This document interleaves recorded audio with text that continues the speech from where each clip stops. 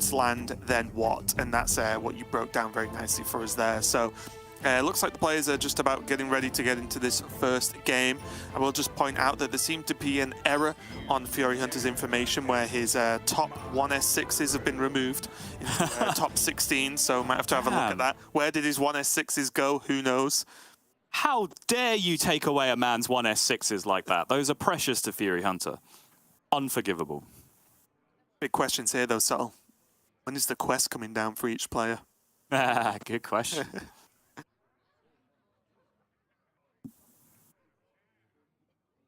xBlyzes holding on to the tradable opening hand. This is something that has become more and more popular over time for these cycle-heavy variations of Demon Hunter. Furyhunter instead going with the Magtheridon in the opening hand, which does make sense. It is a very, very big win condition, which Raven alluded to earlier. If you can get that big 12-12 down early, Brute Demon Hunter is a very Druid-like deck in that it does not deal very well with large minions on the other side of the board. Yeah, I think just quest on one. Hey, just looking at xBlyzes list, there is literally a broom, right, that can deal with this, and I don't mean by itself, but like broom could deal with a Magtheridon, right? And that's it. So there's just not really a good way in any way. I think if anything, if Magtheridon comes down, xBlyzes might have to just try and ignore it to an extent and hope he just can win the race.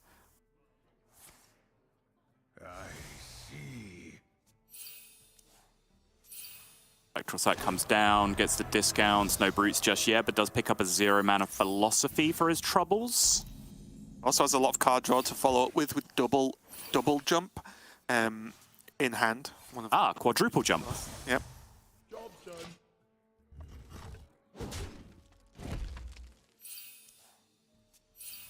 Especially with this hand now, because Fury's got Arcanist and because he's got Immolation Aura, do you think this is just mag on 4, go, pop it, start hitting phase?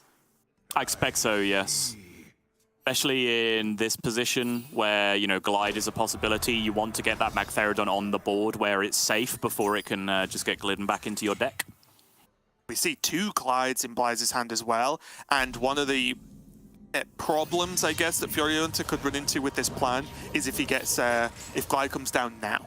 Right, because then he loses the guaranteed AoE clear for these 1/3s. Yeah, that's right. But there are a variety of ways in the deck that Fury can clean up the 1/3s. There's only one way in the deck that he can actually get the 12-12 on the board to begin with. So I still like the idea of just getting it down as soon as possible, making sure that glide cannot interact with your hand. Yeah, completely agree. I think Fury would just like one more turn of no glide, right? Just so he can 100% kill the 1/3s and then whatever. Be a glide, but it's going to be a one-sided one.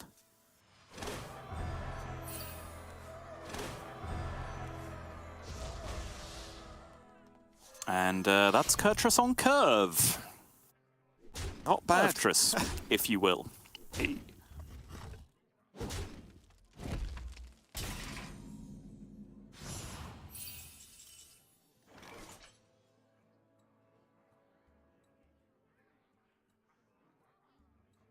And here's the choice.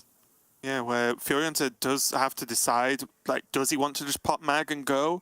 Or because he's not seen brutes, does he want to wait? Because he knows at any point this brute's going to be played, that he can then just wipe the board. The scary part is he knows next turn is almost certainly Kurtrus. So is he either going to leave Kurtrus up or use the mag to kill the Kurtrus? If that's the case, get the Magtheridon now into the Kurtrus, right? I think that just works out better once you logic the turns out. Yeah, and I think that is the real crux of the point, right? Is do you want to say, my opponent's going to play a 7-7 next turn, I want to be able to clear it for free, right? Or do you want to say my opponent's going to play a 7-7 next turn, so I'm going to attack him for 12 instead? And personally, I'm a big fan of the latter equation there.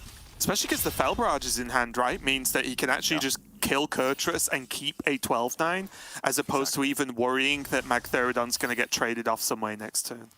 Oh, Viper found now here for Fury, which means only one charge of Lion's Frenzy will be available to Blyze. But as we've seen already by some of the boards that Blyze has managed to make in his Demon Hunter games, one turn of Razorglaive Sentinel plus Lion's Frenzy can be all you need in this new build of the deck. And surely here, Furyhunter has to Fury to kill this Kurtrus. Unless he just thinks there just isn't going to be a way to deal the extra 2 damage. I know personally I would want to be, I'll use the word safe here, but you understand what I mean. And just kill the Kurtrus so it's dead, and then outside of a Brute Broom turn, Magtheridon will live. Looks like Fury's just pushing it face. Yeah, I mean, that's the thing, right? You can theoretically protect 12 damage on board by attacking into a 7/7, but you are already missing 5 damage to do that, and you're also sacrificing an extra 3 damage from Fury from your hand as well. So the net gain in terms of damage to face is not really even all that large.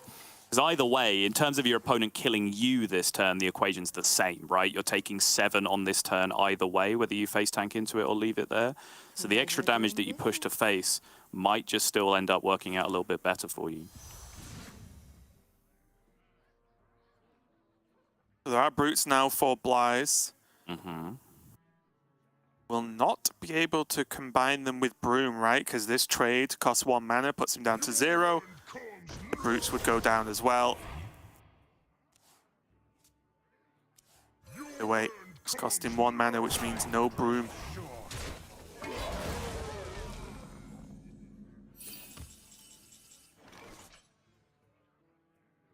Oh wait, 16 health.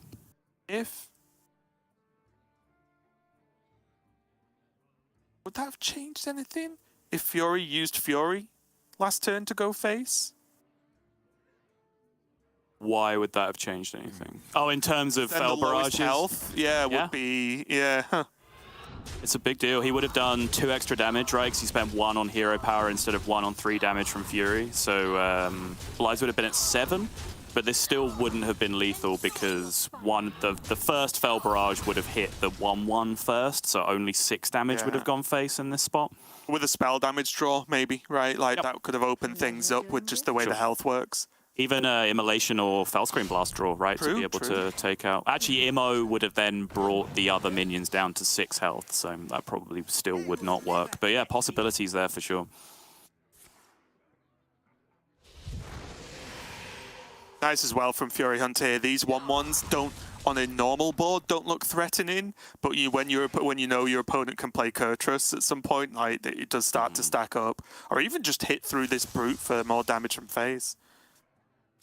Fragment, Jailer is huge, more fragments. No. All of these are using the Lion's Frenzy, and the Glide has got rid of the Viper from Fury's original hand as well. Card draw is going to keep coming here, potentially, with this. Illidari Studies, it does not, though. But that is going to be the end of the turn for now for Blyze, but it was still a very, very good one. And a solid amount of heal, right? Obviously, there's a lot of damage, and there was questions as to whether that could be lethal. But the heal putting him back up to 17, absolutely huge. So he's down to 5, or is he going to trade? He'll probably trade. Yeah, it makes sense, yeah.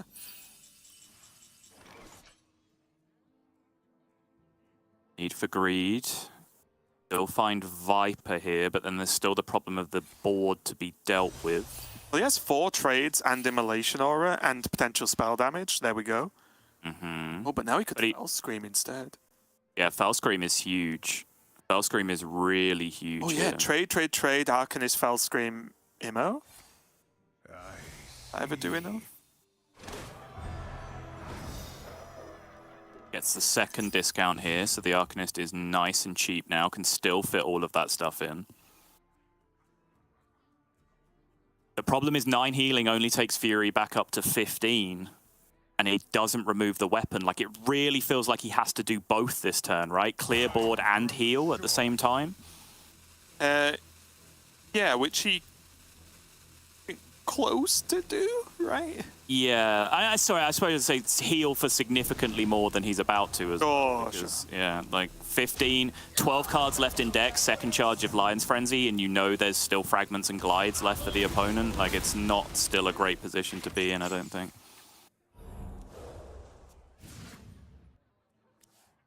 Yeah, Sigil equipped, which I'll be honest, I forgot about as well. Mm-hmm. Gonna start stacking up. There's more fragments. Pleasure doing business. Already up to 4 tradable glide. Yeah, looking great. Other card draw until he runs out of cards, which all he needed was the 1, and then Glide is going to draw 4 more, which will take that 5 to 9 and be able to get this one over the line. Brute does it again. 100% win rate. No exaggeration. No kind of clickbaity approach here. It's just true. Flies from the void. Takes game number 1 here, and it was a very, very close one, right? Like that, you could see that game could have gone either way, but it's just Blaze just got hold of enough damage, enough pressure, and managed to just put Furyhunter in such a disastrous spot. But again, you do just think if Furyhunter did manage to get hold of the Viper again later on and stop that second swing, it would have been a big deal, like you were mentioning, right? Like Lion's Frenzy, sorry, having only 1 swing, yes, still very strong. Yeah. But it just stops the second big hit, right? Just as a fact. Yeah, big deal indeed. This is one of the crucial decision points that you pointed out with the extra damage not going face. Kind of cut away some potential Fel Barrage outs. Don't think I can think of a specifically realistic situation where the 2 Fel Barrages could have been used to kill through the board that happened, but at the same time, there doesn't have to be a 1-1 on the board, right? Like, you might just see Brutes come down, and lowering that health total below the Brutes could have ended up being relevant. It could have though, right? Because then would it have been... Oh yeah, spell damage wouldn't have done it because you couldn't do it either way, right? Because it would still mess up the health numbers. Yeah, okay. Yeah. I wondered if like the 2 damage, or would it have been lethal anyway with the spell damage, regardless of whether the Fury went face. Regardless, that game is over, and we're going to be moving on into game number 2, with it's going to be a Druid versus Warlock matchup. The Druid from xBlyzes here, as you can see, is that sort of Kaz focused with a lot of armor gain style of Druid, going up against that Owl OTK Warlock. Yeah, double Moon Touch, double Feral Rage in this version of the deck. This is the most defensive, most armor-focused, most all-in on Kazakhstan version of the deck. No other real wind condition? No other real win condition in the deck. No fungal / arbor up that some of the other decks are playing. None of this hardcore ramp business that some people are playing. Like, some people do just still fit a Kazakhstan into hardcore ramp druid as well. But in this case, it really is just all-in on gain as much armor as you possibly can to stabilize, and then find the time to land that Kazakhstan and win the game, which, you know, in some cases it feels like it gives itself an advantage against some of the OTK decks that you come up against, because they have to achieve such big numbers to get over the line. But at the same time, the lack of threats that you generate throughout the entire game does just give the OTK deck the possibility to just, you know, generate whatever they want, draw as many cards as they need, get their way through their deck, and just, you know, race to the finish line kind of uninterrupted. Obviously, Druid can go quickly if they do get those massive ramp starts, and those massive ramp starts are becoming more and more consistent as time goes on, and more cards like Moonlit Guidance and Capture Coldtooth Mine are being wedged into the game.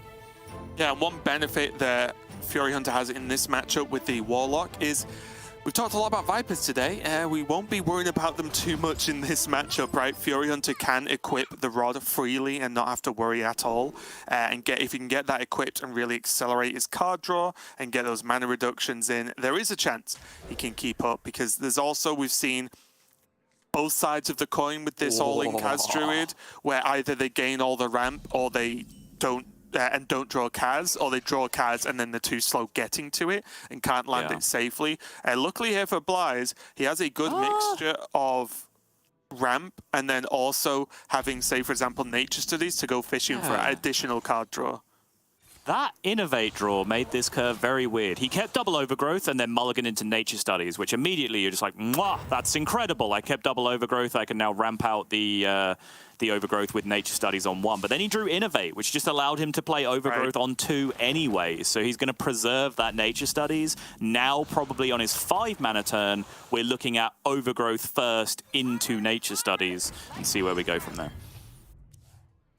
Yeah, almost certainly looking for a card draw, but I think that was, yeah, Moonlit. So, not Moonlit, sorry. Just because it's blue doesn't mean it's that card. That was a Luna. To the front! Card draw. Hey, you can't even argue move to the front because they look so similar in that deck. Yeah. Sizing pouch, again, is kind of just another fishing tool, right? To try and just dig for something to get him towards Kaz now that he's effectively already at the right mana.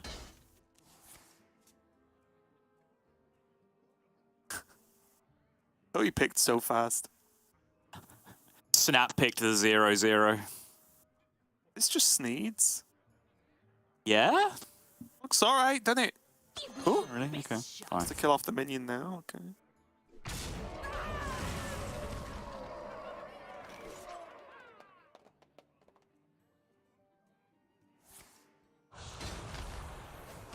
Yeah, and I imagine Blyze won't be in a huge rush. I won't prioritize playing Scale of Onyxia in this matchup unless he has nothing else, because there's just so many ways that Furyhunter plays a card and then it's just gone, right? And it's definitely going to be a card that costs less than 7 mana. Yep. I imagine if we don't see anything better from Blyze next turn on the draw, we will see that pouch again. Meanwhile, Furyhunter, let's talk about the weapon earlier. Yeah, we're not going to see it for a little bit yet. Having nothing to equip on turn 5 does feel a little bit rough, especially when you've seen your opponent ramp so much. Interesting.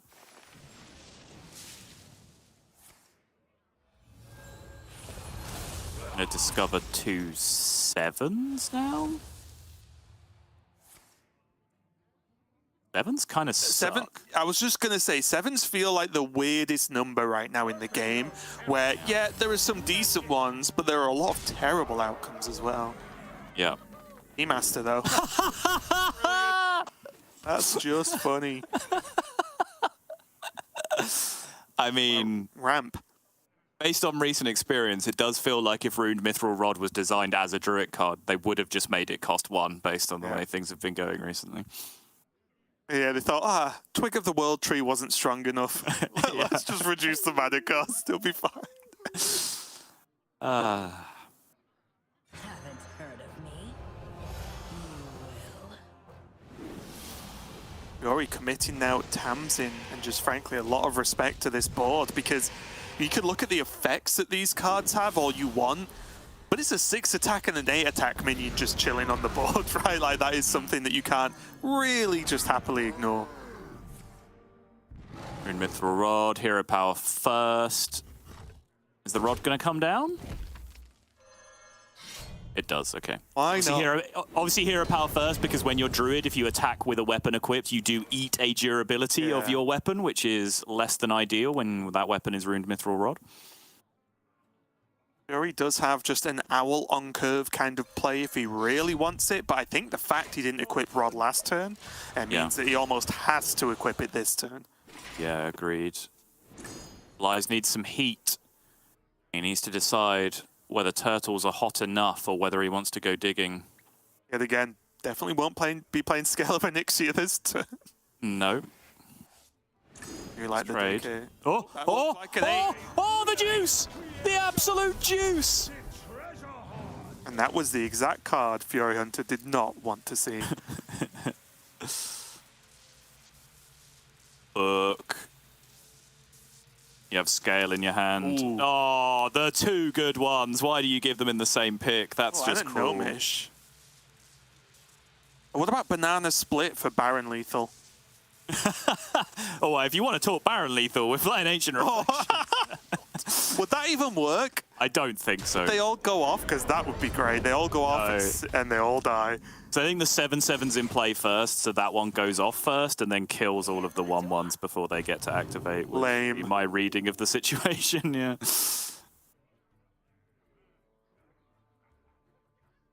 Furyhunter's just getting overwhelmed. You already used so much removal, right? To actually even deal with the boards that have already happened. The fact that Blyze got hold of Kaz so quickly after these resizing pouch values were starting to run out. It's a big deal. There's also the fact that Blyze has treasures plus now solar in hand. Touch is huge here. Now just Mortal Coil Touch to clean this up. If he didn't find other removal options, he was going to be in a lot more trouble. Needing to like double discount that School Spirits, which he did anyway due to the Fell Rift draw. So he would have been able to just School Spirits the board away even if he hadn't found the additional removals.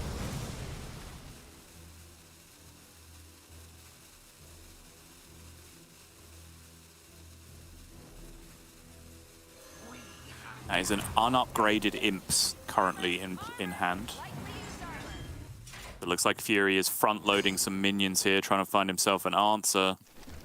Let's get the knife though, so he's going to be a little bit slower. Yeah. than he'd like to be, but alas, this scale of Onyxia's coming into play can at least clear this up and reduce the chance of Furyhunter getting one of those OTKs that it's because you already had minions on board, right? Goodbye weapon charge. Fine. Let's get to Wait, didn't he still... Did those both come off the start of turn draw? The imps, they did, right? Yes. I thought when as it was happening, I thought the first one came off the Blood Mage draw, and I was like, well, surely you can just now trade two ones into that. I think they both came off the draw. Okay. What is taking so long? Important to get that played at some point, of course, the scale, because he put 2 copies of Book of the Dead into his deck, I believe, at some point, which will now be costing 0 when it comes out, almost certainly. This is the time for Fury to get an Owl played. I think so. Important to bear in mind as well, Fury has used Tamsin, so there isn't going to be any kind of double combo available, or even double AoE effects available, right? Which sometimes you actually do need, depending on what your board looks like. As an example, these 3/3s will need a Moarg plus an AoE for them to actually die. Oh no.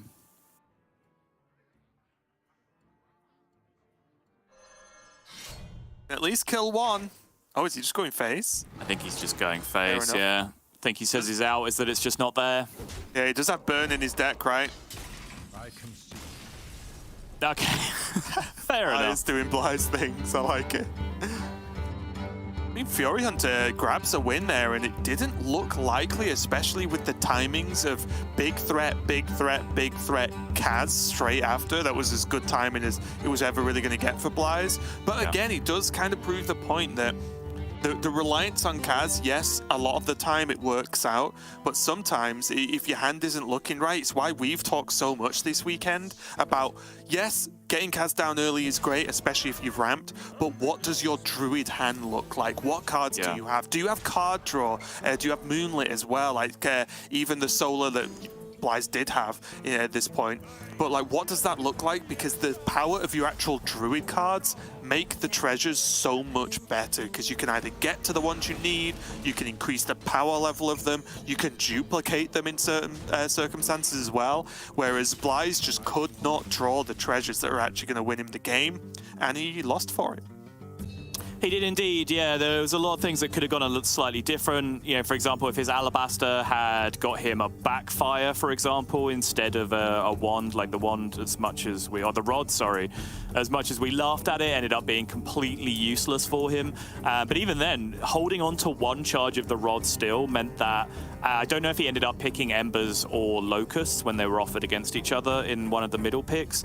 But if he'd have picked up Embers on that last draw instead of Nomish and then Weapon, he's discounting in his hand with the rod ticking on that turn, Solar Embers for 1 mana and 9 mana each that he could have just straight up ripped at that point. But as you were talking about, it's very rare that you get to put 10 of the absolute game-ending treasures in your deck with Kazakhstan. So even when things go perfectly, if you don't have that ability to dig out specific cards that you need, you can always brick like that off the top, as Bly's just did in that situation. Here, though, we are going to dive into game number 3. Furyhunter jumping over to his Mozaki Mage now versus Bly's on the Druid once again. Bly's does have a much better shell, I think, for the game, even though normally, like, oh, all the ramp in the world, that's pretty good. I think this version of a lot of ramp is much better. You've got the card draw, the studies to back it up, and an accelerated guff, which acts as both ramp and card draw. So I think just this opening shell looks a lot better in general than the previous game.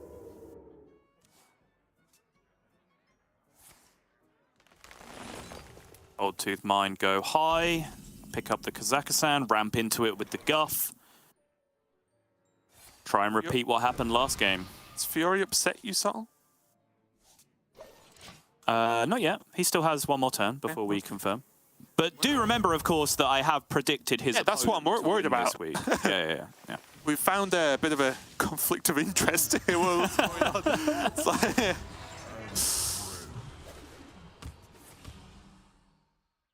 Guff coming down. The card draw. Got the reduction as well. Already has Kaz in hand because that Cold Tooth Mine earlier. Now there's double Solar and another Cold Tooth Mine for Blyze. Like, this is the sort of Druid hand you want if you're going to land Kaz. Ignite's just going in. Throws out one, pops the biscuit. Setting himself up for the following turn. Wants to get that fire spell banked into the multicaster, of course. Feels like a pouch game. Yep, sure. Fine with it. Actually use one now to try and turn into another one of those juicy 3-mana armor spells if he really wants to. And also just to draw the other one, right? Just draw another one. Like, yeah, that's what I mean. Just get it out of the deck. He's going to cut it down and go Solar Pouch instead and look for the 0 drops. He gets visited by Raven, though, unfortunately, on the last one. Hello.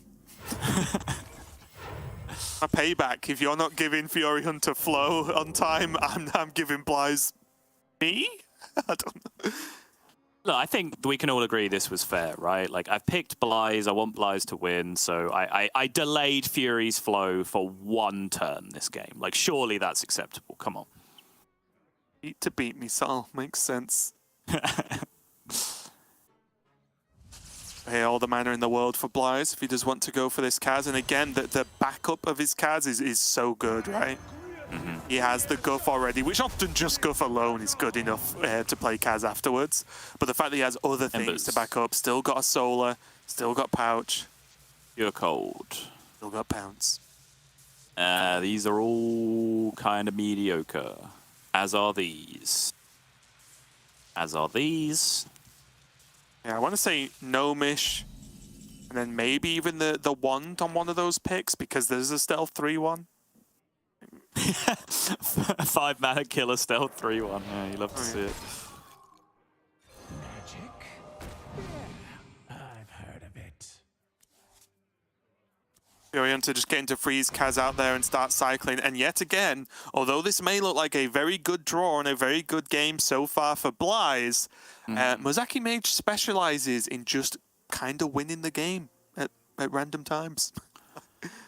It sure does, but Fury does not have many turns to end this one. You would expect 2 at most. Blyze does have Capture Cold Tooth into high for a guaranteed Embers of Ragnaros that he can draw next turn.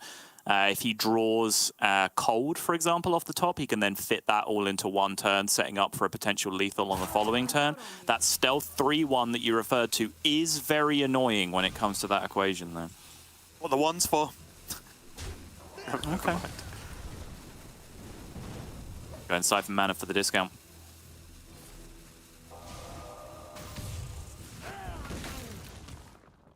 Really needs that Mozaki, though. Oh, does find the pure cold now. Which means capture Cold Tooth Mine, or supplies, pick high, Embers of Ragnaros.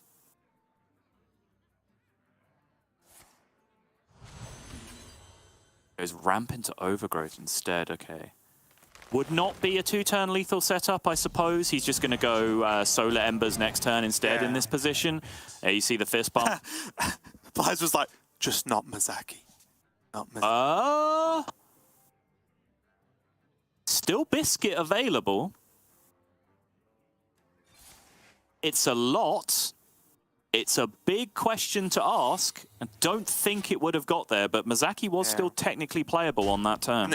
And I think the second Fury traded, right, it became not playable anymore because he only has the 1-mana Biscuit. Raven, you came in clutch at the last minute, being used to check that final counterspell, just in case.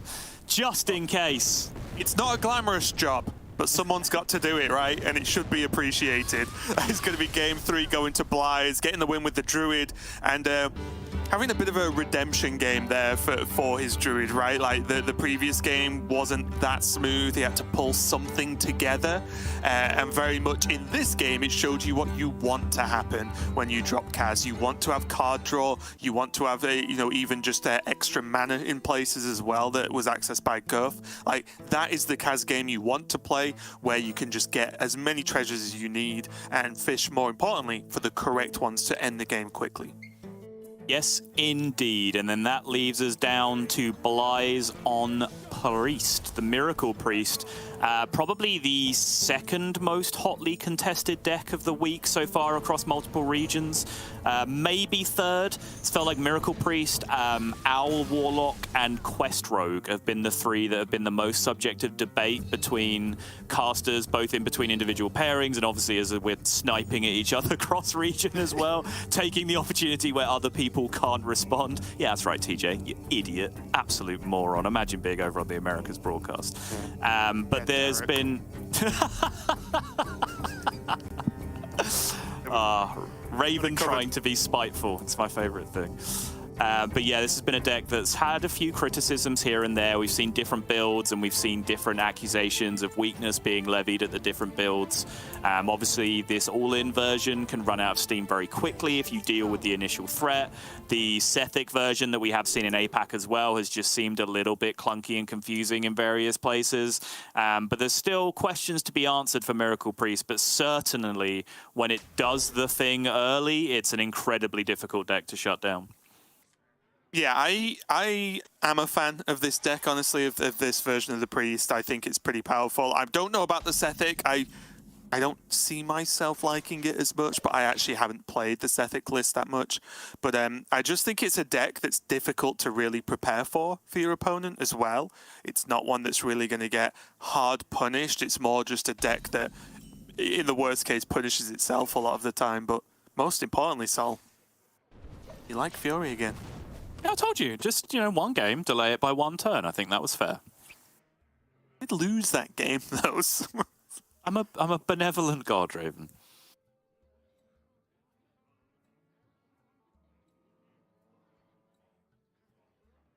Still, though, palm reading and insight in your early hand, that's what you want to see. Those are the two cards you like. Yeah, for sure. Finding the bless alongside that. Hi, Sol, calm down. I know you said you'd forgiven him, but you don't need to like him more than you like me. Gee. Palm reading going to come down now. Reduce everything. Snap pick Alec from xBlyzes. It's the only problem with a deck like this, casting it when xBlyzes is piloting. He makes insta decisions on discovers before we can even see the other options. Oh no, that is not the one he wanted. That was the one thing he didn't want to happen. Yeah, xBlyzes is not playing Horn either, right? So no. He does have a slightly more limited minion draw. Double flow now for Fury makes this a fairly straightforward position from this. All he needs to do really is find that Mozaki, and he does that immediately as well. This is one of the absolute best Mozaki mage draws it is possible to get. Even the small things, right? He found Mozaki through card draw that wasn't spring water, which means when he does use water, he's in a much better position. He's not lost out on any mana. These were just arcane intellects that got him there, and already this is looking like a huge threat. xBlyzes is going to drop down the goose. It is a threat in itself, but again, the Mozaki mage plays freeze, and one of the awkward problems you have in scenarios like this as the priest is you don't play enough minions. It means, oh, I'll use up their freeze and then go big. It's like, no, you only have about 3, 4, with duplicates, a few minions knocking around, which means the mage often just can freeze out at least the first 2 to 3 turns of your minions being on board. Yeah, super clean turn from Fury, just juices up his 3 spell schools, drops the multicaster to fill up the hand again, and now, next turn, that is almost certainly going to be the lethal.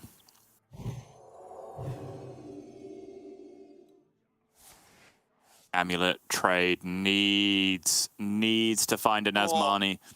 You've got me fired up. Yeah, so now it's just put health on the board. Hope Mozaki doesn't hit the board next turn and try again tomorrow. Never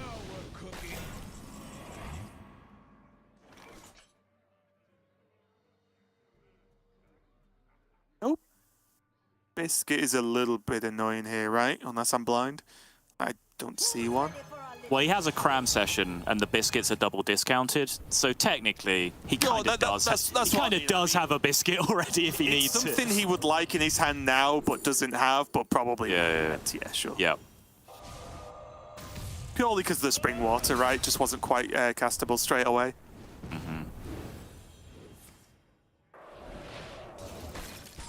Dump some cards from hand, drop the cram session.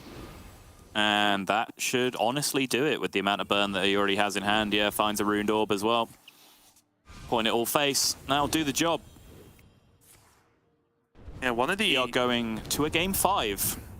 Yeah, one of the smoothest and quickest games of Mizaki Mage I've seen for a while, actually. A lot of them have just been, even if they're a touch slower, they don't feel quite as just 1-2 punch as that. Double flow, hit Mizaki on curve, basically, and then just have all of the card draw needed. Like, normally one piece of that puzzle is missing for a little bit longer, I think, but this one was just a great game from Furyhunter, and now it's all going to come down to this last one, Sottle. Who's going to go through to the final to face Superfake? Is it going to be Fury or Blaze? Who's going to be right with predictions, Sottle or myself? We're going to find out very quickly as we go into the Priest versus Demon Hunter matchup. Yeah, which is a tricky one to play from both sides. Naturally, the aggression of the matchup, the tempo of the matchup is very Priest-favored. They make big minions very early, which is a thing Demon Hunter does not want to deal with. However, the two specific power tools in Demon Hunter, which we seem to talk about in basically every matchup at this point, Magtheridon and Glide, are both phenomenally disruptive to what Priest is trying to do on the other side. Magtheridon, of course, very straightforward. They make big minions, they give them Divine Shield to make them very, very difficult to remove from the other side of the board. Magtheridon says, I don't really care about any of that, I'm just going to sweep your board. Unless you can create 5-6 minions in one turn and really fill up that board and block the Magtheridon from being able to do anything, you're going to have a big, big problem resisting mags from the side of Blaze. And then, of course, Glide, at some point, your goal as Blaze is to play a Malagos and fill your hand up and probably end the turn with 8, 9, 10 cards in your hand, which can then make Glide incredibly disruptive on the other side. Not to mention, you give your opponent really obvious cues as about when you're about to pop off, because you play the card Insight to get discounted minions into your hand, so then Fury can just choose to glide those away at will if he can get the setup as well.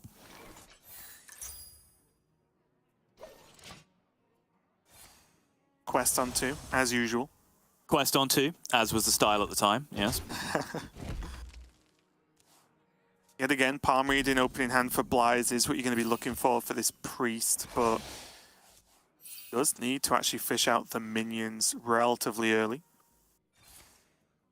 Fury, in the meantime, does not have access to too much card draw at all right now, right? He's got all the removal, but nothing to remove.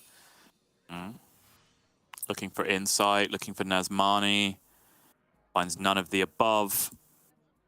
Could go fishing with a Renew here. Yeah, he could also go fishing with a Renew first, so that if he finds Insight, he can still corrupt it same turn. All right, does go palm reading. Takes the tradable. That'll do, Pig.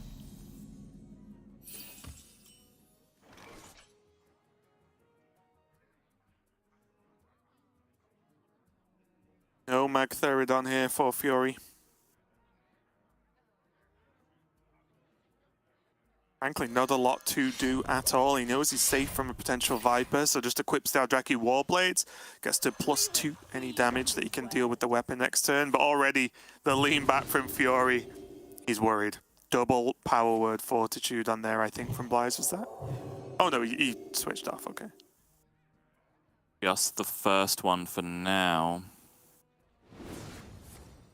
Oh, he does hit the discount on the Fortitude, which is very fortunate, because he was about to get locked into that situation I was talking about. I don't remember whether it was yesterday or the day before, where, you know, each spell discount can discount Fortitude by 1, but then it's being raised by 1 for each spell that you play as well. So it's with the hands out from Blythe, like, all right, there's my game. I've done the one thing that I'm going to do this game. Can you beat it?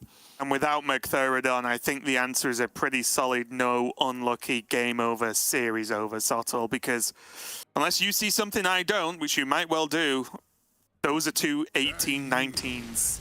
That is bye. Wow. Yeah. Just like that, xBlyzes takes the final win of the series and moves on to the finals themselves.